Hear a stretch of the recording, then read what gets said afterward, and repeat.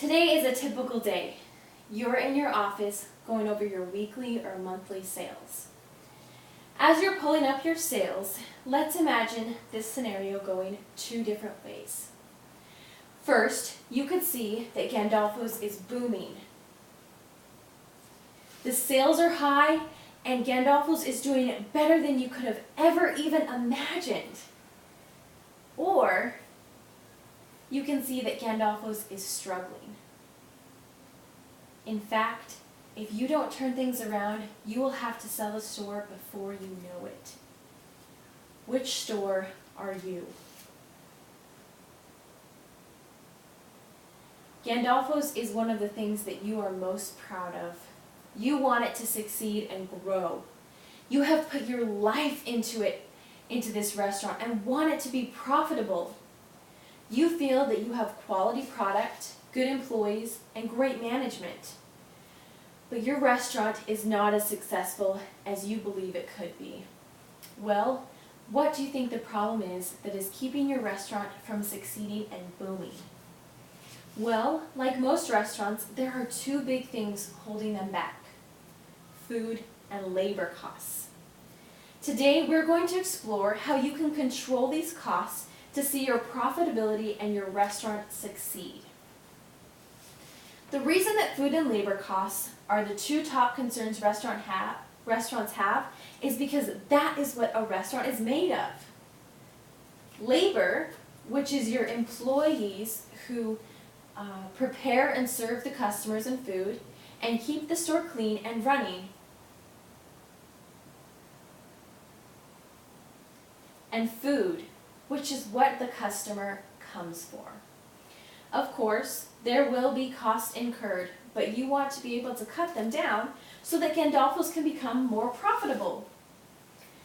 Food and beverage costs are usually held in check through price adjustments, portion controls, and through purchasing efficiently. Labor costs are controlled through sound scheduling and improving productivity. I've looked up the top articles and successful companies and ways that you can cut those costs and improve your restaurant. And so I've put those top things together, and I'd like to share them with you today.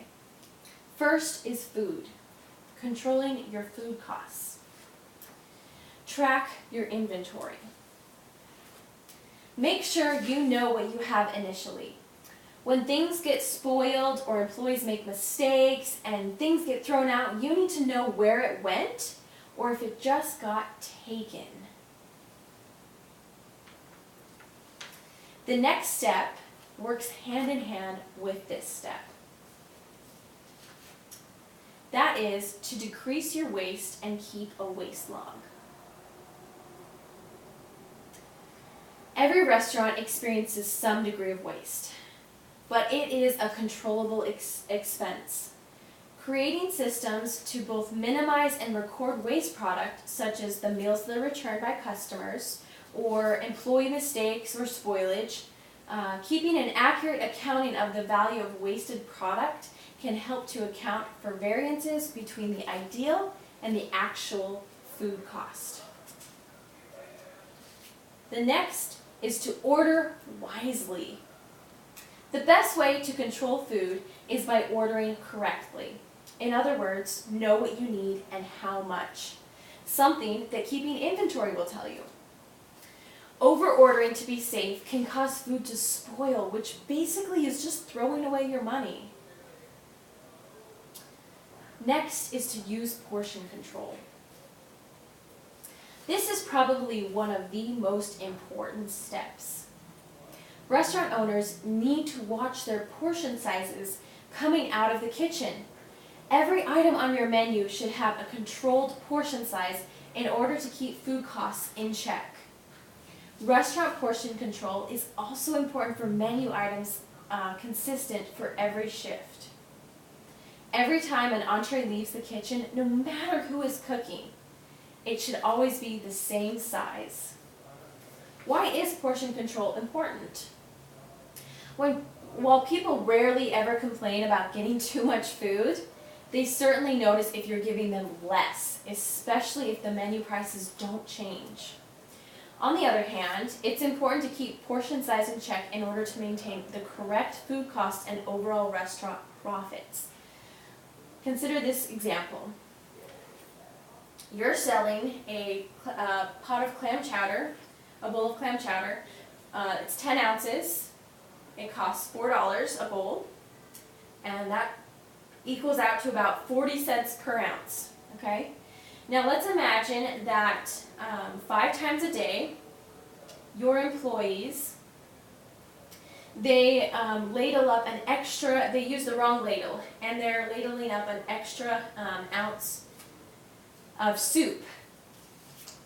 Okay, so 5 times a day, that equals out to about $2 a day of undercharged food.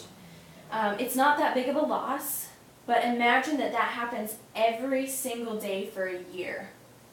That's going to add up to $730. Now imagine that happening consistently with every item on your menu.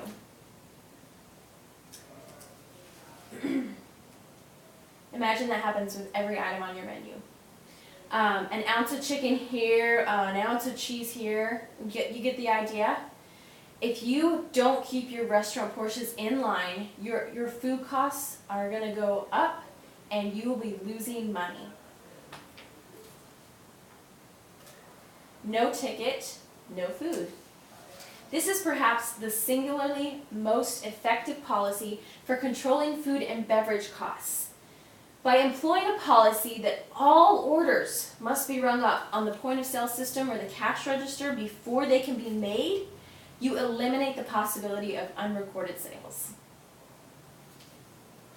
No ticket, no food. Now let's talk about labor. How to control restaurant labor costs. Cross-train your staff. First of all, don't skip on the training or skimp on the training. Well-trained staff will become more efficient in their jobs.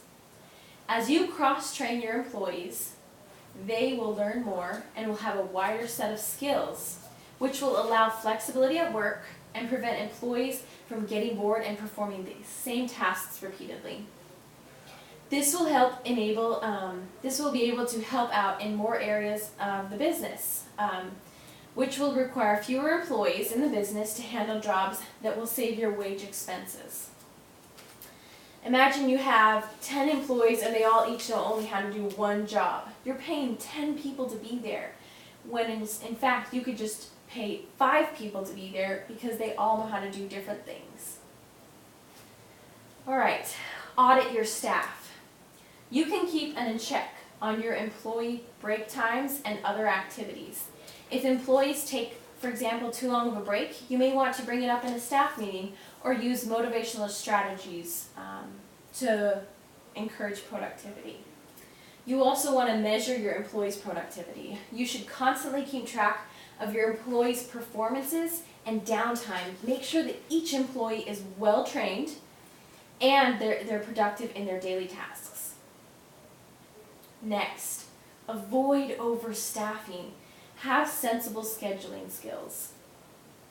Overstaffing can lead to increased labor costs and less profit.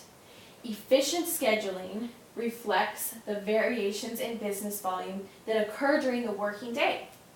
The goal is to accomplish the necessary workload while maintaining a consistent level of service with a minimum number of labor hours. It may be tempting to hire more people or schedule more people on than necessary in order for your business to run smoothly. However, scheduling too many employees will increase your labor costs and decrease your profits. This comes back to training and having the right people on the job to work quickly and efficiently to your business's level of service. Hire the right person for the job. It is easy to say, harder to do.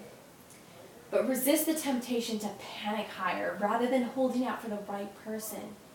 Know what each job entails and what necessary skills are required to perform them. Then hire employees that best match those skills.